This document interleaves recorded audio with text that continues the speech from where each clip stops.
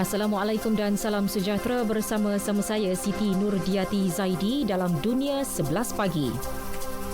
Dimulakan dengan perkembangan COVID-19, jumlah keseluruhan kes pandemik itu di seluruh dunia melebihi 9.5 juta dengan kes kematian menghampiri 0.5 juta. Kes positif di Amerika Syarikat kini meningkat kepada hampir 2.5 juta apabila lebih 35,000 kes lagi direkodkan dalam tempoh 24 jam lalu. Jumlah kematian pula 124,281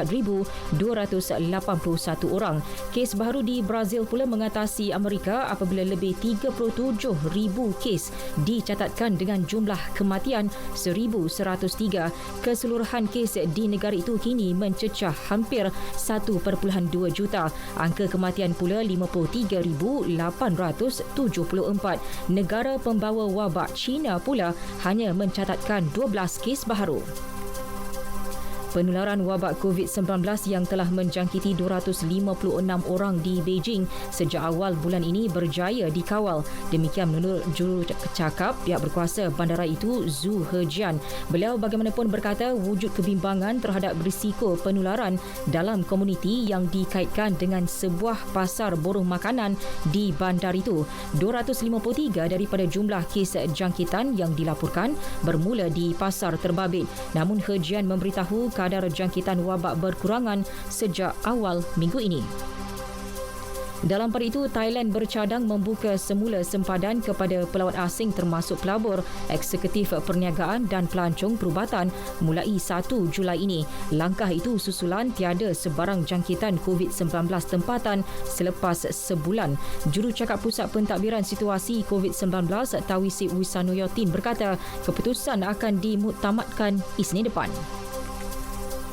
Setiausaha Agung Pertubuhan Bangsa Bersatu Antonio Guterres menyokong program rentas sempadan disambung bagi menyalurkan bantuan kemanusiaan ke Syria. Program itu yang bermula pada 2014 akan berakhir 10 Julai ini. Jerman dan Belgium telah menyerahkan draft resolusi Majlis Keselamatan PBB meskipun Rusia dan China menyifatkan langkah tersebut melanggar kedaulatan kebangsaan Syria. Menurut Guterres, dalam usaha menyalurkan bantuan kemanusiaan ke Syria termasuk wilayah Idlib, dunia memerlukan Bab al-Salam dan Bab al-Hawa di sempadan Syria Turki untuk tempoh 12 bulan akan datang. Berita Radio RTM kini berwajah baharu bersempena pelancaran saluran berita RTM. Berita seterusnya, angka kematian akibat gempa bumi di selatan Mexico meningkat kepada 7 orang. Demikian dinyatakan Gubernur Oaxaca Alejandro Murat menerusi wawancara dengan Milenio TV. Gempa berkekuatan 7.4 pada skala Richter itu turut mengakibatkan kira-kira 2,000 rumah rosak. Di Jepun, gempa berkekuatan 5.9 pada skala Richter berlaku di pesisir pantai timur negara itu kira-kira pukul 4.47 pagi waktu tempatan. Kajian Geologi Amerika Syarikat bagaimanapun menyatakan tiada amaran tsunami dikeluarkan. Gempa turut melanda bahagian selatan New Zealand. Gegaran berukuran 5.5 pada skala Richter itu berlaku di sebuah daerah terpencil Milford Sound. Pihak berkuasa menyatakan tiada kerosakan teruk berlaku akibat kejadian itu. Perkembangan sukan, Liverpool kian menghampiri gelaran juara Liga Perdana Inggeris selepas mencatat kemenangan bergaya ke atas Crystal Palace 4-0 awal pagi tadi. Gol tuan rumah dijaringkan oleh Trent Alexander-Arnold, Mohamed Salah, Fabinho dan Sadio Mane. Pasukan kendalian Jurgen Klopp itu akan dinobatkan juara lebih awal sekiranya Manchester City gagal mencapai kemenangan ke atas Chelsea awal pagi esok.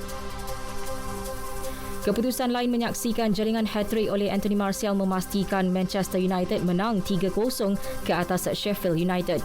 Wolves menang 1-0 ke atas Bournemouth dan Everton tumpaskan Norwich City juga 1-0. Manakala pertemuan Newcastle dan Aston Villa berakhir seri 1-1. Beralih ke saingan La Liga, jaringan Sergio Ramos membantu Real Madrid menewaskan Real Mallorca 2-0 untuk kembali merampas takhta Liga mengetepikan Barcelona ke tangga kedua. Satu lagi gol Madrid dijaringkan Vinicius Junior. Madrid dan Barca kini terikat dengan 68 mata. Namun Madrid memiliki kelebihan dengan defisit gol untuk memimpin Liga. Sekian berita yang disunting oleh Muhammad Fadli Uthman dari Pusat Berita RTM. Saksikan pelancaran saluran berita RTM malam ini. Assalamualaikum dan salam sejahtera.